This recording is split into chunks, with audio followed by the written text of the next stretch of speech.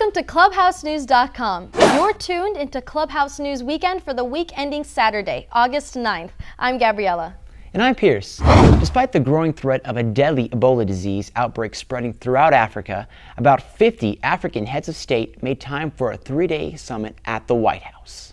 President Barack Obama is working on building stronger ties with Africa, and the opening discussions on Monday focused on issues like health, political corruption, and security. For generations, Africa has suffered from political instability in many countries, where rebellions, poverty, and lack of education create problems.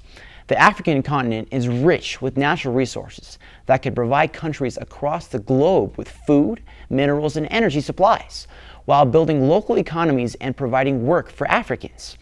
Obama sees Africa as tremendously important to the future. The USA isn't the only world power interested in Africa, since China, Europe, and Japan have held similar events.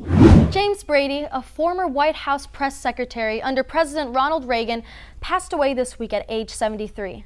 He worked tirelessly in the 1980s for Reagan, a highly respected president who helped end the Cold War against Soviet Russia, reduce the threat of nuclear weapons, and promote economic prosperity in America. In 1981, Brady was seriously injured during an assassination attempt on Reagan, suffering a severe head injury that left him confined to a wheelchair for the rest of his life. After the attack, Brady became an advocate for gun control, and he even started the Brady Campaign to Prevent Gun Violence, an organization that works to promote stricter firearm laws. James Brady, you will be missed. The neighboring countries of Israel and Palestine have been battling over the Gaza region in recent weeks, as the Israel Defense Forces, or IDF, go after the Islamic extremist group Hamas. Gaza is a region of Palestine that is often used by Hamas to launch rockets into Israel, which then prompts the Israelis to aggressively defend themselves by activating the Iron Dome air defense system and hunting down Hamas strongholds. After intense diplomatic efforts from Egypt, a truce between Israel and Palestine was reached, with IDF pulling out of Gaza. The USA and European Union are very pleased with Egypt's recent efforts in helping IDF and Hamas forces reach a truce.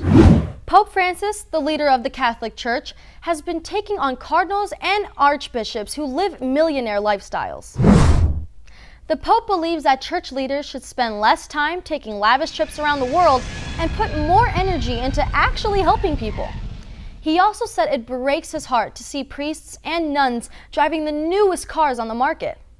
Pope Francis doesn't just preach living a modest lifestyle, he actually practices it. Instead of living in the Vatican's opulent apostolic palace, he chooses to live in a small suite in the Vatican guest house.